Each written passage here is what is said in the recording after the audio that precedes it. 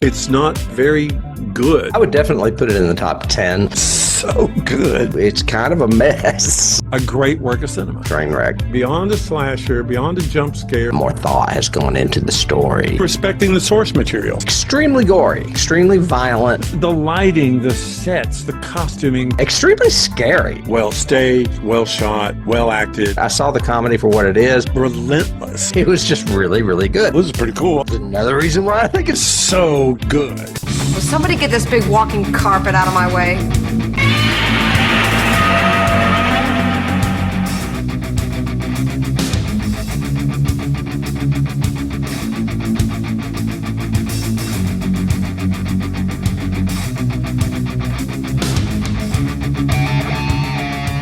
Hello, hello, hello, out there in YouTube and podcast land. You have reached Johnny Has the Keys, where we talk about horror movies and science fiction films and those key elements that often lift them above, but sometimes only separate them, sometimes both.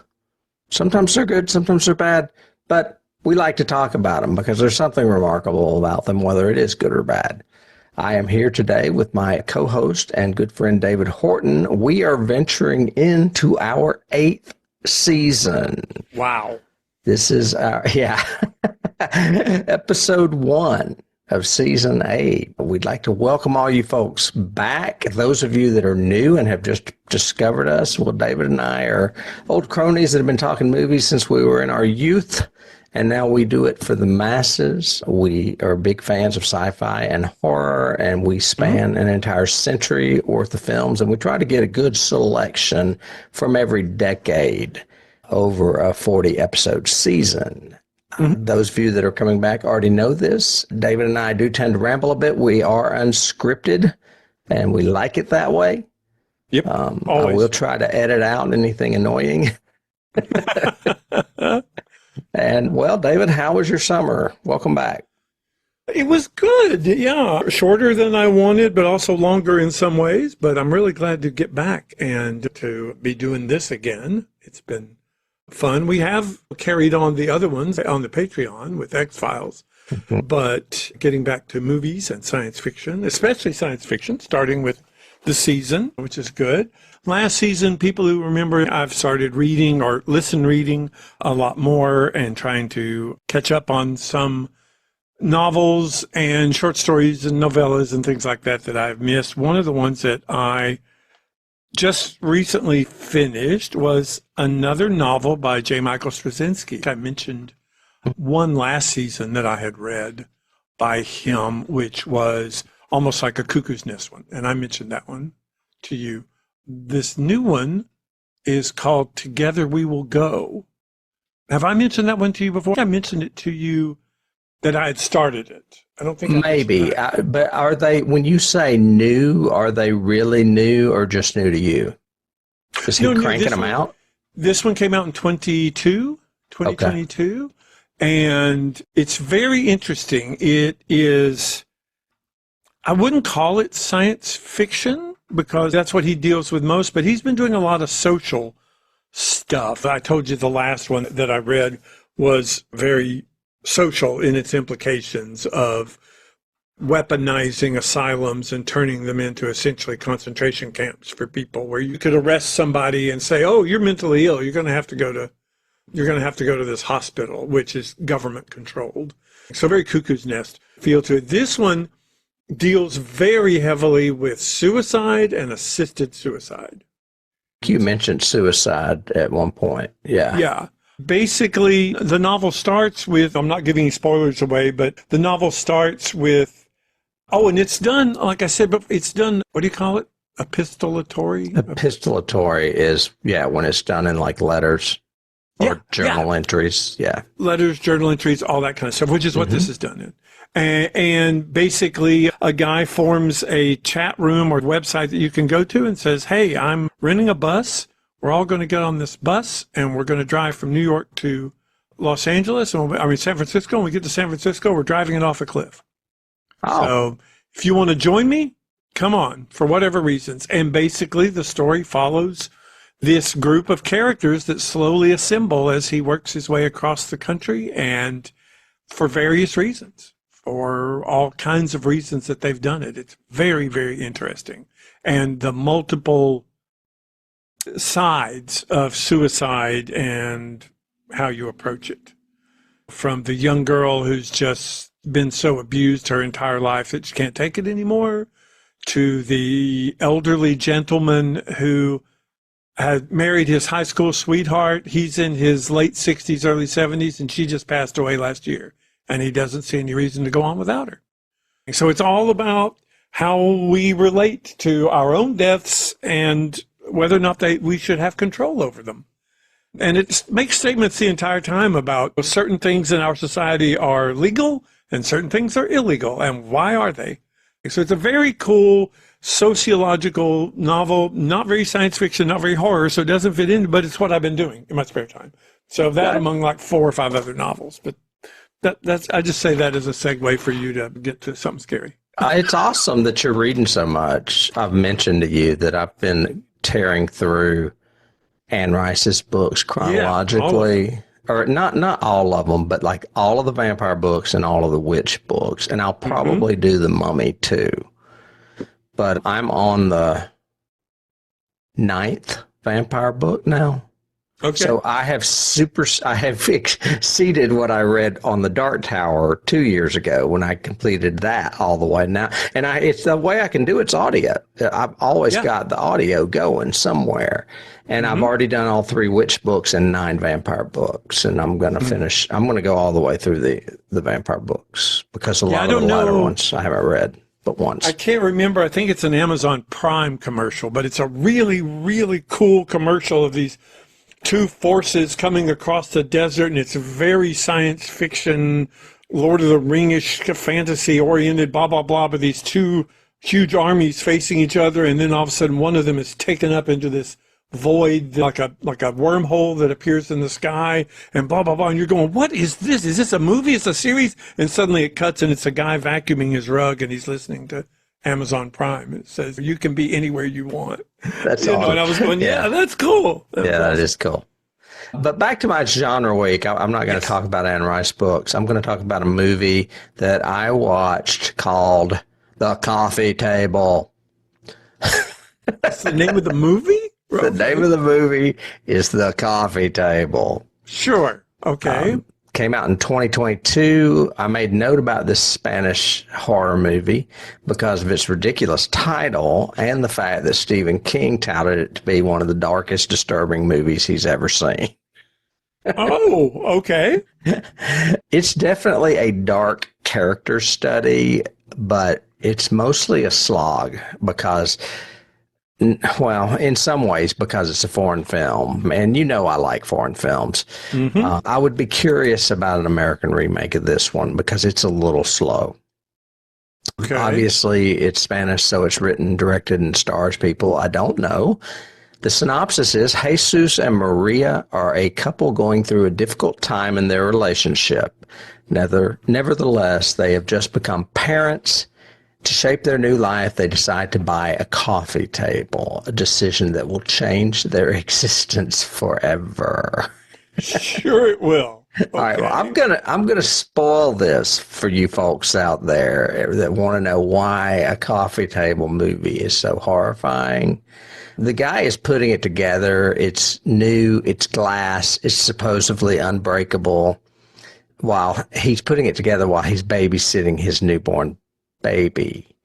Well, the glass breaks and somehow the baby is decapitated. What the hell? Okay. He puts the headless baby in its room, in its bassinet, because he's too freaked out. But he's too freaked out to retrieve the head, which has rolled under a chair. Wifey comes home and he stalls until company arrive and chaos soon ensues, including a neighbor that comes by with a nosy dog. I'll just let y'all imagine the rest. I will say it was worth watching just because it is a very unique film. I don't know that I would recommend it. However, it scores 88% on Rotten Tomatoes with 33 reviews. I'd probably knock that down to about a 75 because, like I said, it is pretty slow and you have to read subtitles. But once you realize what's going on, you're like, why is this guy not Well, I guess he just doesn't want to tell his wife that he's killed their baby. Mm-hmm. Accidentally. Because it all happens off-site. It like the camera comes out of the room and goes to the side, and all you do is hear it. So you never know what really happened. It's clear that it was probably an accident. So, Okay. there you go. The coffee table, David. I'll let you segue from that one. The coffee table. Well, I did. There were a couple of things you said that were perfect segues. I even wrote it down. One is this is a slog or a slog, and a dark character study. So those are two that work toward what we're talking about today, which is the first episode of our 8th season, and excited that it's science fiction. Epic science fiction, too. 2 seasons ago is when we did the original Dune, or this Denis Villeneuve's Dune, correct? We ended the season with it, didn't we? We ended it, and we were going to do number 2, and it got delayed because of the writer's strike, and that's why we're doing it now. Yeah, something like that. Anyway, because we were trying to do them closer together, and something prevented that. Yeah, a whole season prevented it, but we're back to do that. And I know that you had not had you seen this before you watched it for the podcast? The second part? Yeah. I've only seen both parts once. So there.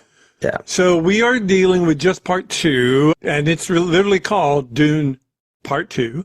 It came out in 24. Director Denis Villeneuve is how they actually pronounce his name. He's also one of the writers, along with John Spadis and Frank Herbert, of course, credited in the credits, since it's based on his novel. A short, I guess, synopsis of a long short film would be, we are following the further adventures of Paul Atreides. He is the only surviving child of Duke Leto Atreides and the Atreides family, who were ambushed and killed by the Harkonnens at the end of the last film.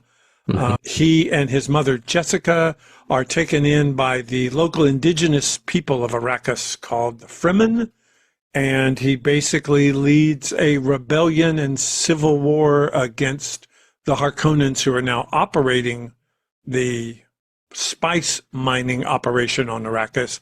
And it's all layered and layered and layered with social, political drama and things when it's learned that the emperor was actually in charge of the entire conspiracy and needed to get rid of the Atreides family as one of the great houses of the galaxy. And Paul uses his unique status and his unique ability to help the Fremen escape Harkonnen rule and essentially create the liberation of Arrakis, which is also known as Dune. Lots of words and lots of references and lots of things in this. If you're unfamiliar or have not watched the movie, go watch it now, because we spoil things in case you didn't know.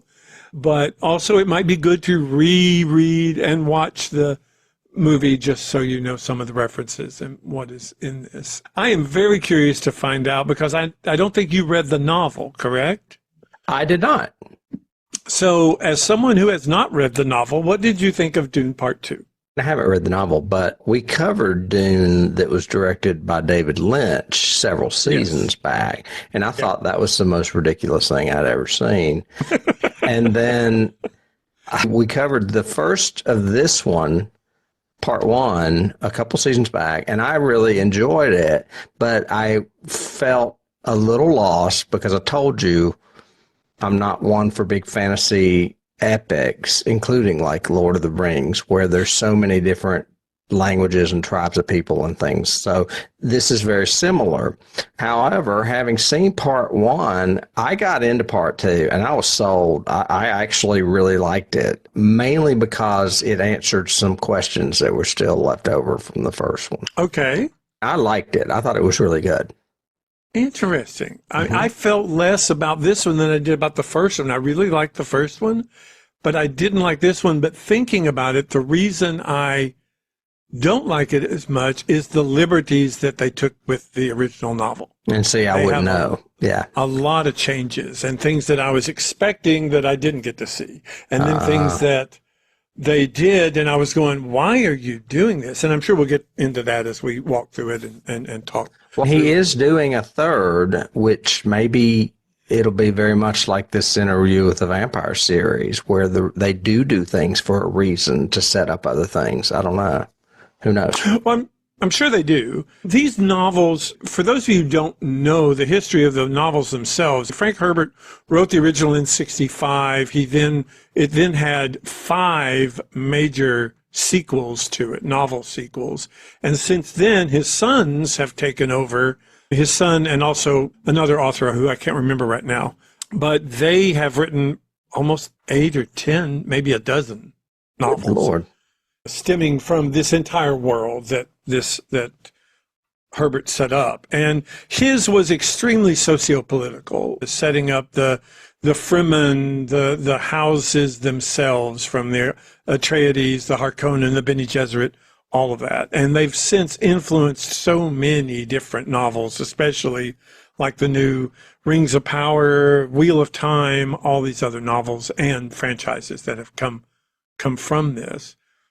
But Paul starts out as like a hero and almost becomes an anti-hero by the end of like the third Children of Dune, which is the third novel. Well, they hint at that at the end of this. They do, and I liked that element of it. Mm-hmm. The element that would have helped it better, and this is a huge spoiler and it's a huge big change, is in this film, Chani disagrees with Paul.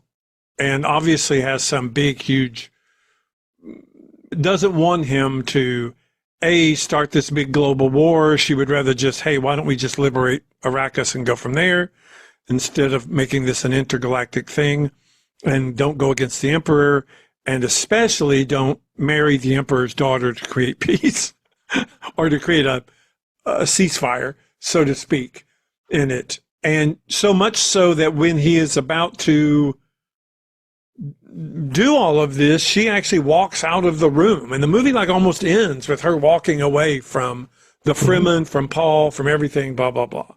Totally the opposite in the novels. There's a truncated time thing. So in this movie, it seems like Paul and everything he's doing to liberate Arrakis takes place in 9 months, because it takes place before his sister's even born, right? Do you remember in Lynch's version, the little girl who looks like a little baby Bene Gesserit with blue eyes, and she at the very end goes, "For he is the Kwisatz Haderach," right? That's in the novel. His sister is the one that pronounces him essentially God Emperor of Dune. And it's 5-6 years. She's like a 5 or 6 year old at the time. So during that time, Paul is building up the Fremen. He's teaching them. He's learning from them. He's doing all this stuff. This movie truncates all of that into like at least 9 months, because Jessica hasn't even had the baby yet. Okay. Also during that time, he befriends Chani. They have a son that dies. Oh, wow. And they have all of this history. And when it comes down to, he has a choice of marrying Irulan, the Emperor's daughter, or not. Chani supports him and says, you have to. This is what you have to do for peace and everything else. You've got to do this, and I'll still love you, and I'll still support you, blah, blah, blah. And it adds a totally different flavor and layer. I'm really curious as to why they didn't do that, because I get that it's a strong move for her being a woman, but actually both are strong moves for them being a woman. Yes. Either walking out or saying do it. So I don't know why they didn't. There are things that happen in the second novel that I don't see how they can now get Chani to do them, because of what she did at the end of this movie. So it'll be interesting. Like you said, maybe they'll take it in a new spin. Yeah. I support you. It's okay. Go ahead. Yeah. I realized in a dream that it was something that needed to happen. So yeah, maybe they'll take it in a new way, and we'll know, or whatever. Yeah, one of them spice dreams. I also had to take exception because Christopher Walken is horribly, horribly miscast. I knew you were going to go there, and I thought that might be the reason why you hate it. No, and I don't hate it. I still love the movie. The movie's good, and I would recommend it. I just think they took it in some weird directions that I don't understand why they did. Why would you cast Christopher Walken in that role? Because he is supposed to be a very intimidating, very powerful character. And he looked like an old man, just a weak old man. He looked like an old, feeble man, and his daughter was trying to run everything. Right. Whatever. So anyway, that was just my little. There are some other criticisms, but they'll come up as we talk through it, I'm sure. Were there scenes that impressed you, or scenes you thought were great? Yeah, plenty. Mm-hmm. The battle scene, I love that one shot that they use in the trailer where somebody is running and all of a sudden things on fire just start falling behind them. Just really, really cool, dramatic battle stuff. As far as a one-on-one, of course, the Fade Rotha thing with Paul, if I'm pronouncing that right, Fade Rotha. Yeah. That battle is great. The guy, I can't think of his name, that played Elvis, that played him, Austin Butler. I thought he was really good. Much better than Sting. Yeah. Yes. As a matter of fact, he was unrecognizable to me. I've looked at him and went, I know that face, but man, I don't know where. I thought it was Nicholas Hoult from Mad Max Fury Road for a minute. Right. But yeah, he's great. Of course, anything Javier Bardem does is fantastic, and he is great in this role. But it's also a great scene when you get to see Josh Brolin come back as Gurney. Yes, Gurney Halleck comes back. You don't really expect it.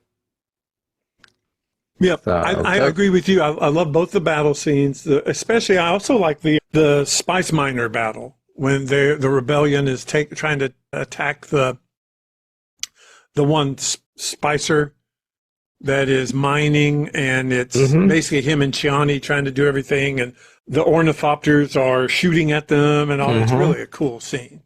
Yeah, that one, the big huge battle at the end, although a little unbelievable, was good. I really liked it. I also liked the worm ride. When Paul was having to prove himself, and you have to actually ride one of the worms to show that you can, because that's part of his whole destiny image. And that's one thing that's missing in this too, that would have layered in and you would have liked. They mention a couple of times that the Bene Gesserit have been planning this for 1,000 years. So they have been plotting these little myths and seeding them all over the galaxy, in different houses and different planets and different things, saying that this liberator was coming, this very Jesus-y myth. Early New Testament Jesus, like Simon and what he believed, that the Messiah was coming and he was going to kick everybody's ass. And Paul is that prophecy, and is that prophecy fulfilled? But we don't get to see really the Bene Gesserit reaction to that a lot. A little bit, because he yells at her in the last scene and makes her shut up and uses his gift, which we haven't seen. Remember in the Lynch one, we had whole things where he's teaching them what they call the weirding way, where they have to use some kind of sound with the weapon and it makes this huge explosion. Or they're going, or whatever. They never use that phrase in this. No, there's no weirding way in it the entire time. And is that from the book?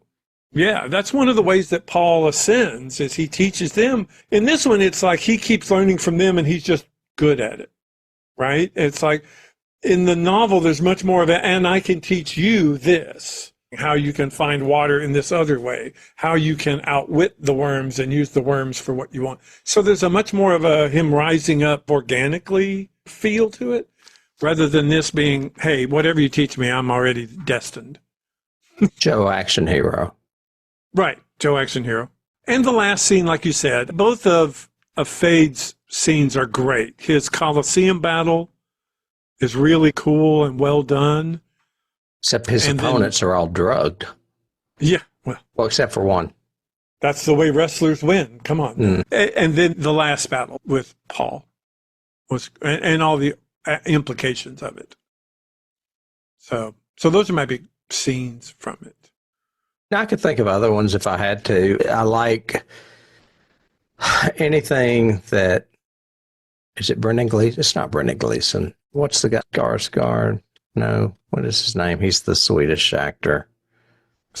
No, Skarsgård Stellan is Baron Skarsgård. Harkonnen. Yeah, Stellan, the father. Stellan plays Harkonnen, and I like all of the stuff between him and the character that Dave Baptista plays, and him favoring Fade over the Baptista character, and they're brothers.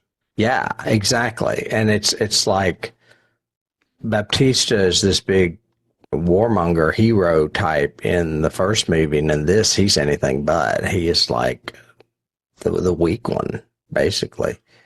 And again, much more so in the novels, and there's a lot going on with Rabban.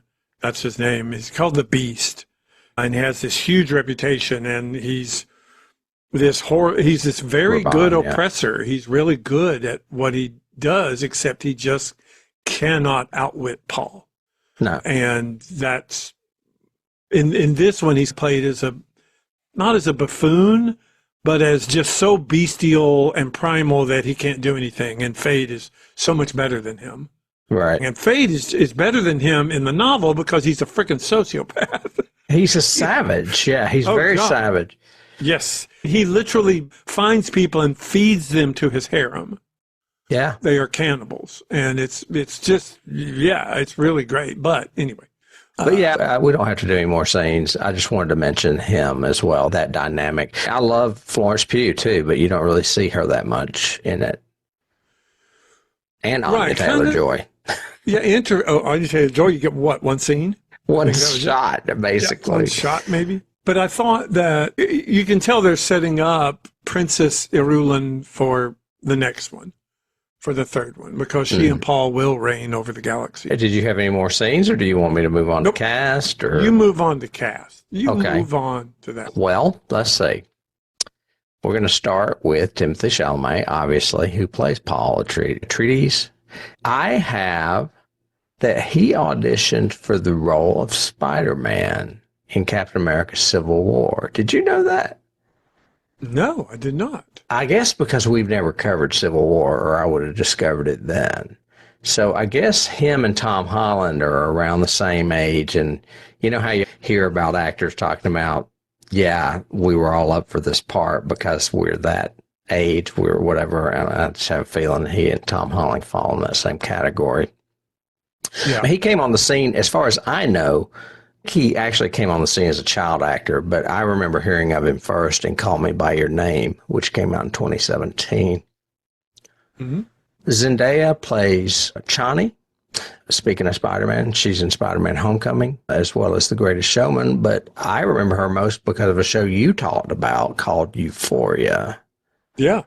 That you used to watch because you told me it was shocking.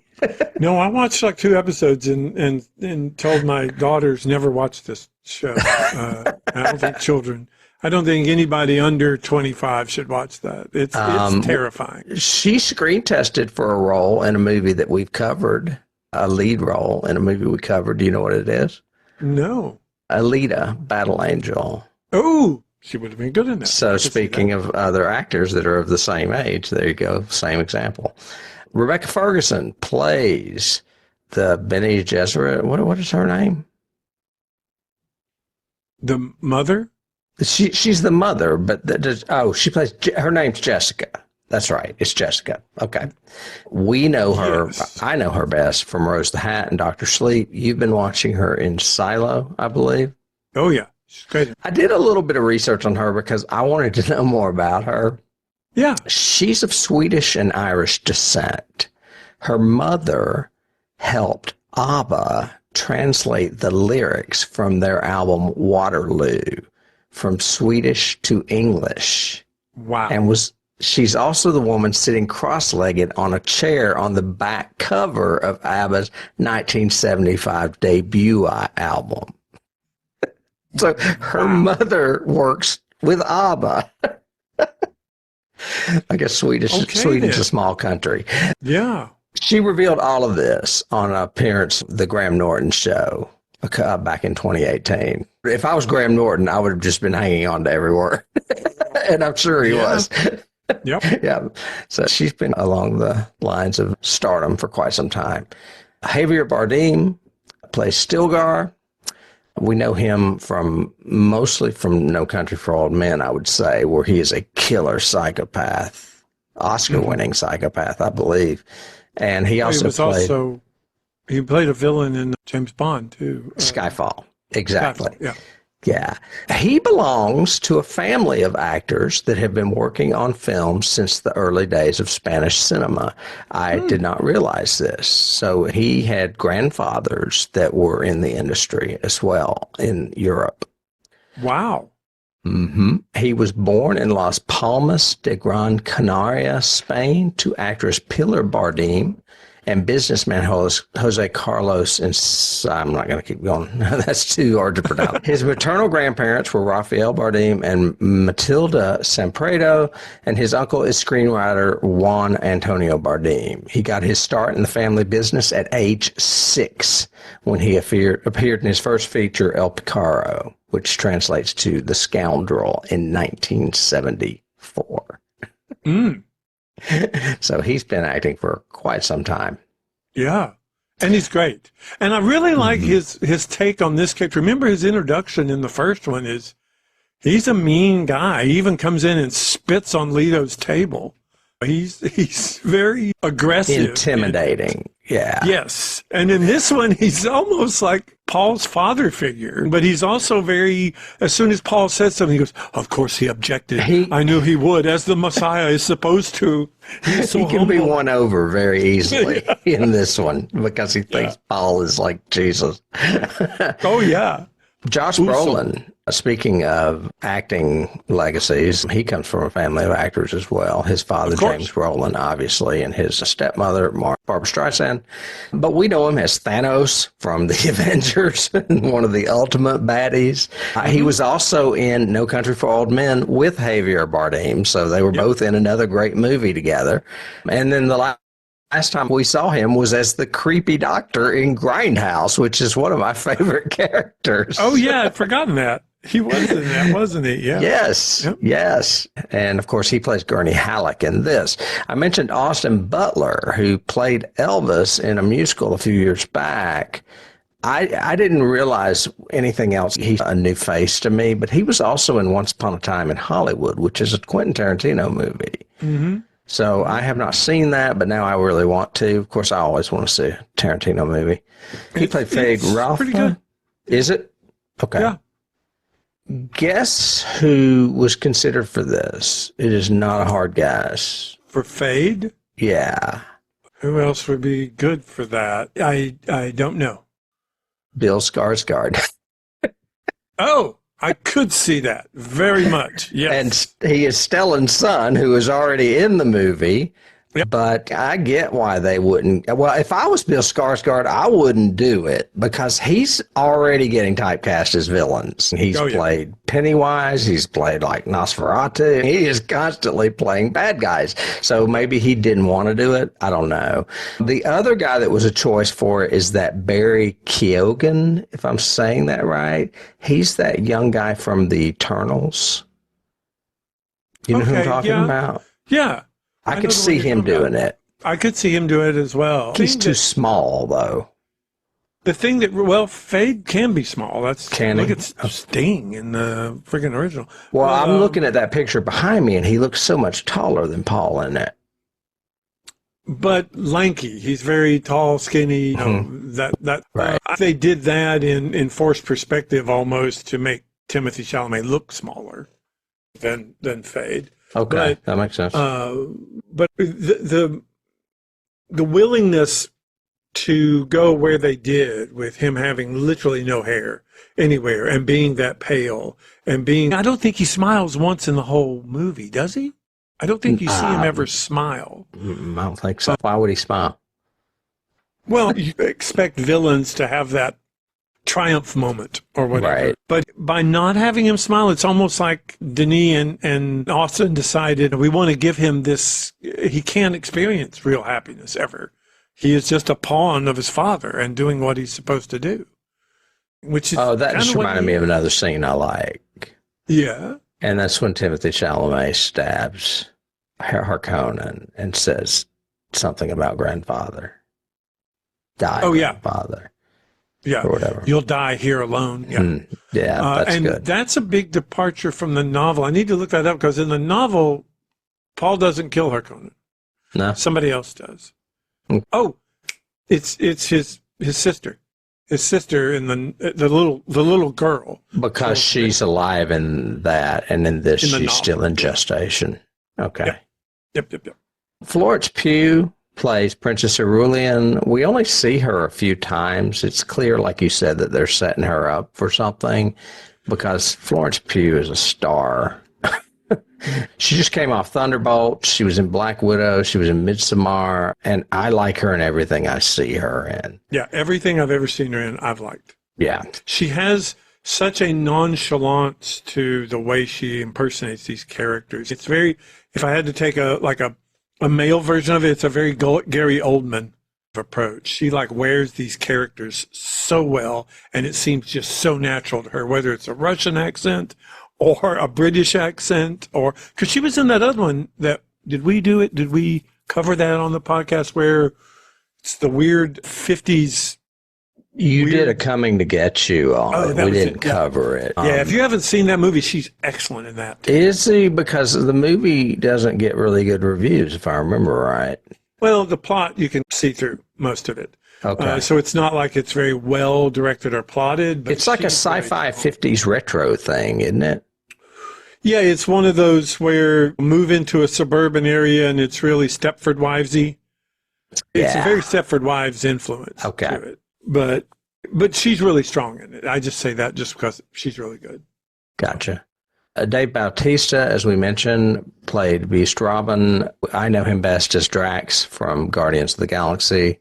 However, he was in that Shyamalan movie that was really good, too. I can't think of the name of it off the top of my head. Knock at the Cabin. Knock at the Cabin. Yeah, exactly. And then your favorite, Christopher Walken, played the Emperor. We just saw him in a movie not long ago, Brainstorm. So we've covered two movies with him this season. Or no, actually, that was last season. Yep. So, but we have another one coming up this season with him in it, so I can't wait. Oh, good. And I'm not going to say anymore. He played the Emperor. I've got the Emperor Shaddam is described in the book as an old man, but his shape is that of a man in his 30s. Well, Christopher Walken didn't look like that. Nope. He looked like an old man. Yep. Fans nominated other people to play this character. Now, listen to these people. Okay. Mads Mikkelsen. Yes. God, he would be great. Yeah. Viggo Mortensen. Yes. Tony Leung Chuai. I'm not sure who that is. An Asian man, I'm assuming. Denzel Washington. That would have It'd been interesting. Mm-hmm. Yeah. Yeah. And somebody named Charles Dance, who I'm also not familiar with. They are all over 50, but don't appear that way. And that's what I guess fans said when they found out Walken was playing the role, because he appears that way. And yeah, remember in the Lynch version, it was Jose Ferrer played. Yeah, sure was. Played the Emperor. I don't dislike Christopher Walken. I know you have a problem with him. I do think he probably was miscast in this, though, especially when you tell me about how intimidating and strong he's supposed to be, because he was not at all. Yeah. And I don't have a problem with that speech in Pulp Fiction is one of the best performances out there. It's amazing. Yeah. We did another one with him, Sleepy Hollow, which I thought he was good in that. Yeah, he's great in that, but he doesn't have any dialogue because he's the Headless Horseman. Right, he's just scary in it. But he's had good movies and good roles. True Romance, I remember, in that, and a couple of others, but he's just not right for this part. Man, Mads Mikkelsen would have been so good. Mads would have been great. Yeah, he blows me away. Leah Seydoux played Lady Margot Fennering. I don't even remember that character, honestly. She was the one. Do you remember the scene where she seduced the guy, Fade, and she had him put his hand in the box like the Bene Gesserits do? Yes. That was her? Yeah. Okay. She has a much bigger role in the novel than she did in this. She is one of she's a very Game of Thrones, one of the families that is willing to manipulate and work with the Bene Gesserit as well as the other houses. So she has a much bigger role in the novel. Stellan Skarsgård plays Baron Harkonnen. I love him. I equate him with another European actor, and that's why I almost said it earlier, Brendan Gleeson. Brendan Gleeson is from Ireland, and Stellan Skarsgård is from Sweden. But to me, they are of equal stature as far as ability. I love both of them tremendously, and I can never get enough of either one of them. And both of them have sired a legion of sons that are all acting too. Yes. So they are both part of acting legacies, I guess you'd say. So that's all I'll say about him. And then Charlotte Rampling is the Reverend Mother Moyam of the Bene Gesserit. She's the villain in this movie, really, when you think about it. And yes, and in the next movie, you'll see it even more apparent. Yeah, because they're the ones that are making everything happen they behind have been the scenes. manipulating people for thousands of years. Yes. Right. That's all I have as far as cast. As far as awards, there are a few. This movie won 2 Oscars. It won Best Sound and Best Visual Effects. It was nominated for Best Picture, but lost to Anora. It was nominated for cinematography, but lost to The Brutalist. And production design, it lost to Wicked. Well, I could understand Wicked, but I'm not sure I understand The Brutalist or Anora with those other two. Not at all. Not at all. They'd already announced he was doing the third one, so maybe they're waiting like they did with Peter Jackson and Lord of the Rings. The first one deserved an Academy Award, and they didn't give it to him until the third one. Right. And maybe that's the way it's going to happen. Maybe they're doing that. If you look into the first movie and this one from a studio perspective and from also the other designers, the creatives on the project and everything, they all say this movie would have never been done without Denis' vision and what he wanted and the way he pushed things and structured things. And he had even more control of this one, even down to all of his tweaks on the script and everything else. So, I was going to say, to be able to be ringmaster of a film this massive is a challenge of its own. Oh, yeah. You've got to be a special director to be able to do that. And then deal with these personalities, from Florence Pugh to Zendaya to all of these, James Brolin. Why women, David? Why women? Well, Christopher Walken. Are you saying women are difficult? No, just all of this. Lots of actors bringing a lot of clout to it. That's funny. As far as Saturn Awards, it won for science fiction film. It won for director. It won for supporting actress Ferguson. It was nominated for supporting actress Zendaya and music, but it did not win those two. The 1001 list of movies you must see before you die has not been updated since 2020. However, it is rumored that a new German edition is coming out and has both Dune movies in it. So I have a feeling they'll be on the list if it ever gets updated again. Good. And that's what I have for awards. Yeah, you remind me of a scene. You said Jessica Ferguson, and I remember the whole her drinking the water of life which is basically worm blood. Poison. And you're going to have to try to survive it and become the Bene Gesserit mother for the Fremen. That was pretty cool. Mm-hmm. And I guess Paul has to drink it too. Yes. Yeah. Before we do keys, the only real production thing I have, because there's so much you could go into with this one, but this was like a James Bond or a Mission Impossible movie as far as where they filmed. The list I've got is they filmed in Italy, they filmed in Hungary, England, Jordan, Abu Dhabi, Namibia, and the United States. Wow. So 7 different countries to shoot this film. And so many of the scenes with Paul and Chani and also with Paul and Stilgar are during what they call magic hour or golden hour. which is that 1 hour right before sunset. And that's really basically all you get, which means like certain scenes I saw, I have in my production notes, certain like that one scene with Paul and Chani when they're both talking about the dream and what he wants to do. And they're both sitting on the edge of the dune, on the top of it. It's when they hold hands and kiss for the first time ever.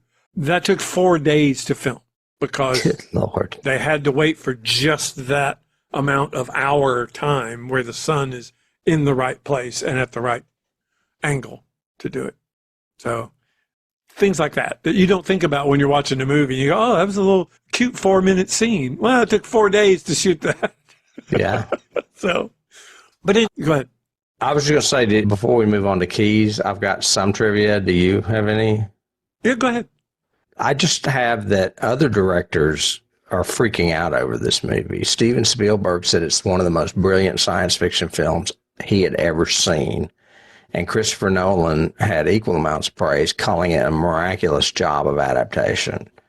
Mm-hmm. I kind of agree with them. I'm not a sci-fi nerd, but to me, I can see that it's a really good film and must take a lot from the book. Yeah. Well, and we've said it before that we both like Denis movies. And I do think as a science fiction director, he has risen up the ranks and is amazing with the films that he has already done. He did Blade Runner. He did a sequel to one of the greatest science fiction movies ever made. Right. And now he's doing a 3-part trilogy based on one of the greatest science fiction books ever made. So the guy's got some clout. And I would, as a key, I would compare Denis Villeneuve to David Lean. He does majesty and epicness very well. Well, and that's a big, big key right there. Oh, yeah. Too. So. Well, and it's a good, yeah, it definitely is. And I'm not going to read it all. Is this frickin' story. It is. I'm not going to read it all, but Spielberg and Nolan both yammer on about it. You can look it up. It's online. And another thing I had, something that you mentioned, that the Hans Zimmer score for the sequel was disqualified for Oscar consideration. Yeah, why was it? I remember seeing that somewhere. It's because it borrows so much from the predecessor movie. Yes. And I've got that Denis and Zimmer voiced their disappointment over the decision, with the latter explaining that Dune Part 1 and Dune Part 2 are one story, so it would make no sense for me to go change the theme for the characters. He mentioned, in the back of the studio's mind, the Oscars are important and you're influencing the way you are saying whether we can create art or not. So they got a little pissed off about it. But I guess they were trying to say it's the same music. I don't know. It's a stupid distinction. The way films are scored are to the beat, to the tempo, to the moments that are on screen. And they said that he didn't apply because he was entirely lifting sequences from the first movie and putting them on this scene in the second movie. So instead of writing the same melody, you can write the same melody, you're just doing it as a new version of it. He would just say, we're saving time and budget because I know that theme. I've already got it orchestrated. We've already got it recorded. All I have to do is trim it by 10 seconds and it fits perfectly into this slot. They said that disqualifies him because he's reusing music from the original. Right. And I went, that's ridiculous. You're still scoring to the new content. Yeah. And if didn't Lord of the Rings do the same thing? I would think they did. But Shore wrote all new versions of the themes for each movie, the same way Williams did for all the Star Wars movies. So we still hear the same themes in the Star Wars movies, but he's reorchestrated them or doing them originally again just for this movie. And Zimmer took the shortcut by saying, hey, I've already got these 10 pieces, they fit in perfect, pop them in, and we'll be done. And they said, that means you don't get it, and that's stupid. It really is. But did he win for the first movie? I don't know. No, he was nominated, but he didn't win. Yeah. Okay. But in this one, he couldn't even be nominated. And I said when we did Dune, it's my favorite Hans Zimmer score, both the original and this one. It's much better. Everybody loves Inception and thinks he's great. I don't. I'm not a big Zimmer fan in general. I didn't think you were. He's very similar to Philip Glass, who is okay every now and then, but too much of him sounds really synthetic to me. But in this one, it's very tribal, very primitive, very moving. It's a great score, both of them. Yeah, I did too. So, yeah. That's all the trivia I had. I had just 3 or 4 that are more detailed things. Like I said, the golden hour, that one scene took 4 days. The sandworm riding sequence when Paul goes out and thumps and brings the sandworm, 44 days to film it.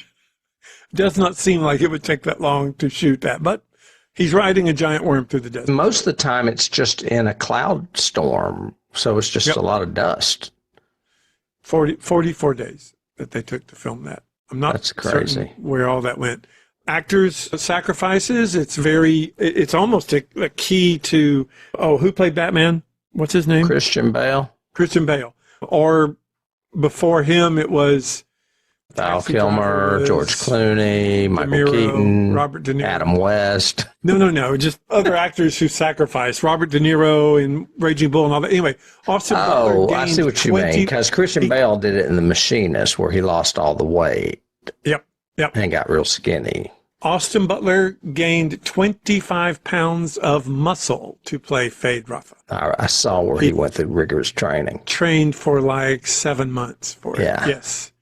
And he and Timothée Chalamet met in Budapest early on, where he came to just visit the set and see what was happening.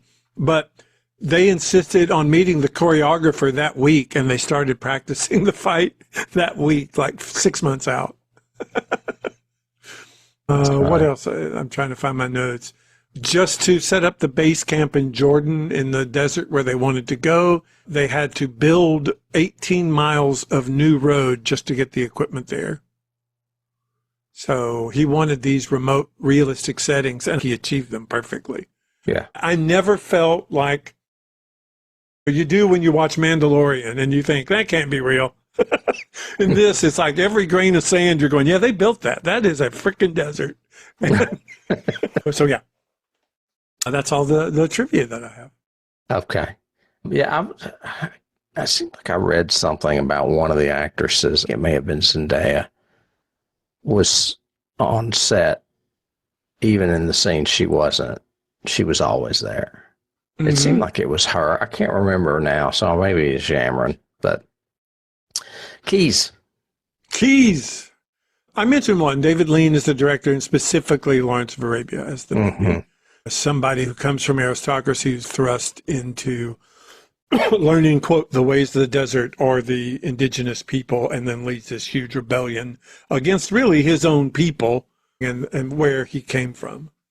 And I never knew if that was, because the novel didn't come out until like 65. So I'm wondering if he was influenced by David Lean and Lawrence of Arabia. I will see your Lawrence of Arabia and raise you to the 1926 book, 7 Pillars of Wisdom, which was Frank Herbert's source of inspiration for Dune. I did not know that. Tell me all about it. Well, 7 Pillars of Wisdom is, I guess, the book about Lawrence's life that the movie Lawrence of Arabia was based on. It came out in 1926, so the book was around a long time before the movie, so Frank Herbert had a chance to read the book before he saw the movie.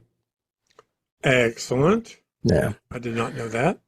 Similarly, in Dune Part 2, Paul goes through an identity shift, which is Lawrence's story, basically. Mm-hmm. I have this, I copped this from, I don't know if I got it from IMDb. I got it from somewhere else because it's something I pasted. But it incorporates elements from a movie called Akira. Are you familiar with that movie? I'm not. It's 1988, and it incorporates elements for its portrayal of Paul's transformation and use of visual styles. Okay. So, and when I looked it up, and I recognized the poster for no, I didn't actually. It looks like a manga film. It probably is based on that. It looks like it's animated. Yep. So I've never heard of it. If anyone out there wants to shout out about how dumb and old we are, please do in the comments. But well, it came out in 1988, so it's an old movie. But anyway, Akira. And a huge key for this, of course, is the whole hero's journey is very evident in this novel and very easy to see. So the whole even Campbell. down to the Stilgar being the mentor that has to sacrifice himself, all of that. So it's very in there. Lord of the Rings, again, is another key to this. Although instead of rival houses, he's got these rival races, if you will. From the orcs and the trees and elves and all that. But those are essentially the great houses. The Ents. Yeah. But the great houses of the Landstrad is what they're called in Dune, and they are basically the same thing, these different races. Although, we mentioned in the original, Herbert has said that these are humans. This is the human race in the distant future, when we have gone to other planets and spread out and had all of this new genetic work and all this stuff, that these are humans.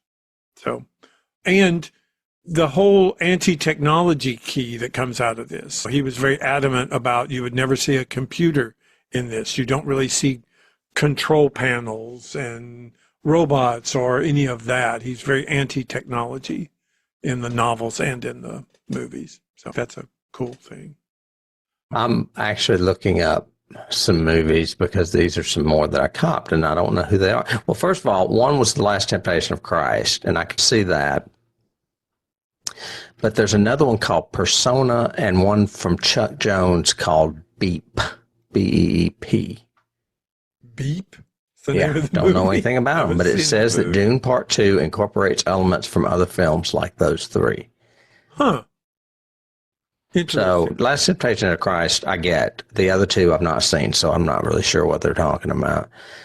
What else? I would say a key for this is Clockwork Orange. Not only the movie, but the novel. Mostly because of the lexicon, the world building, the references. The novel itself actually has a lexicon in it, in the back, that you have to refer to understand some of the language. Dune was the same way. All three of the original trilogy of Dune had their own lexicon and phrasing and everything else. Mm-hmm. I'm going to go ahead and say it. The first Dune that David Lynch directed is obviously key to this. And Denis put an homage in it. I don't know if you recognized it. You're going to kick yourself when I tell you. Okay. It's when they zoom in on Stellan Skarsgård at the end on his ear, and there's ants crawling on it. Huh. Because, no, I didn't get a Lynch thing out of that. Well, it's an ant with ears on. It's an ear with ants on it.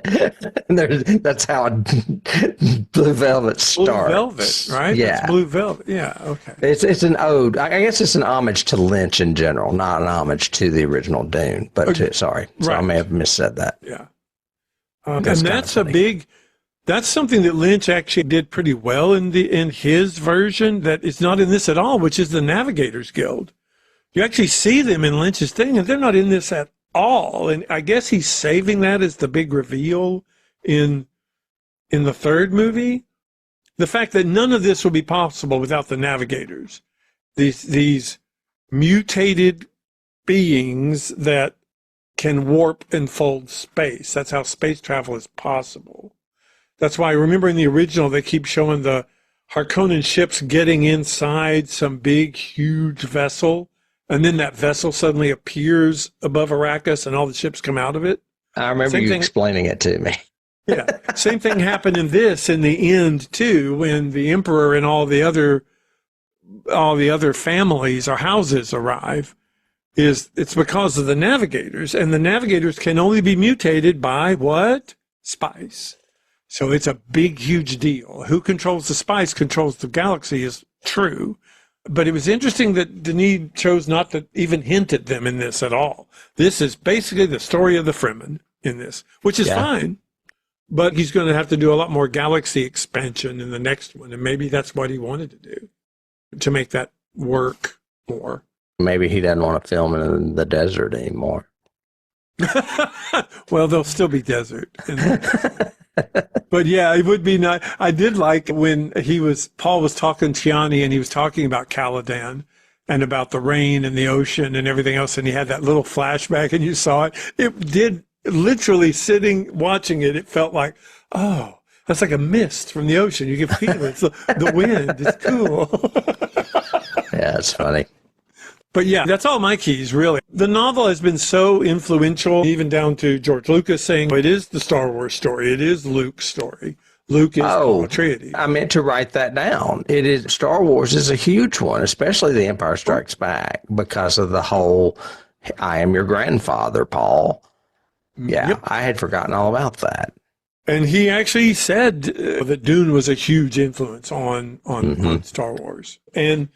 But so many others. Isaac Asimov has talked about Frank Herbert and Dune and how influential it was to him, and the world building and being able to create this entire socio-political structure, which again... Well, wouldn't you consider it to be in the top 10 of sci-fi classics as far as novels? I would think it would be. Oh, yes. Easily.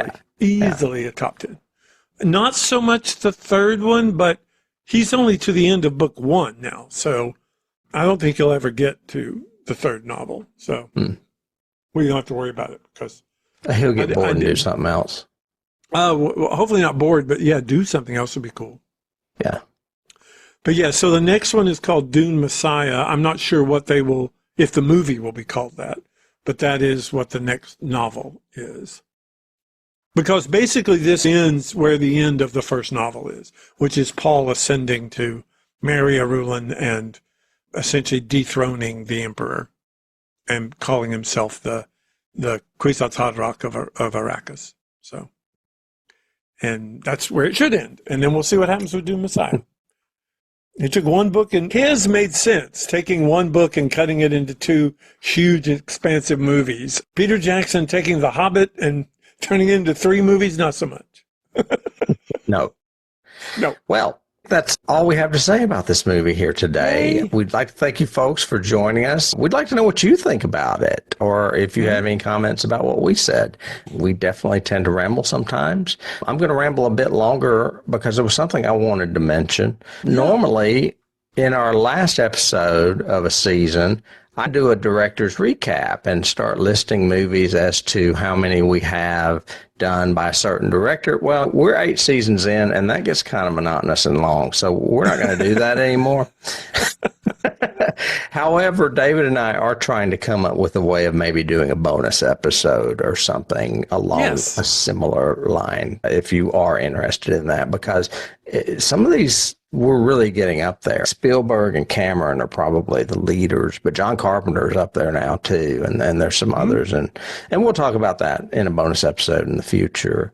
And I guess first of all, if you like what you heard today, you can hear plenty more. You can go to our website, find out what lists we have for each season. You can also search for certain movies with us on YouTube. You can also watch other short things that we do on YouTube, like Coming to Get Yous, or me talking about horror movies and the occasional top 5.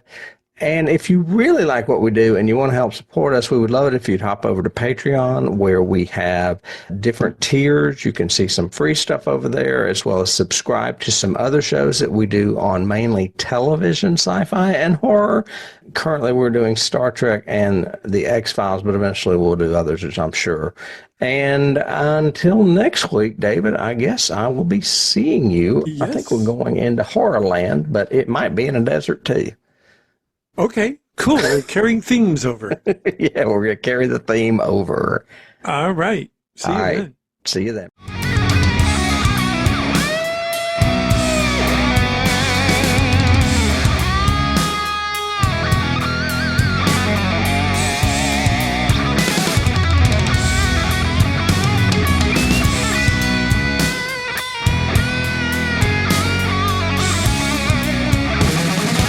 can't start the car. Johnny has the key.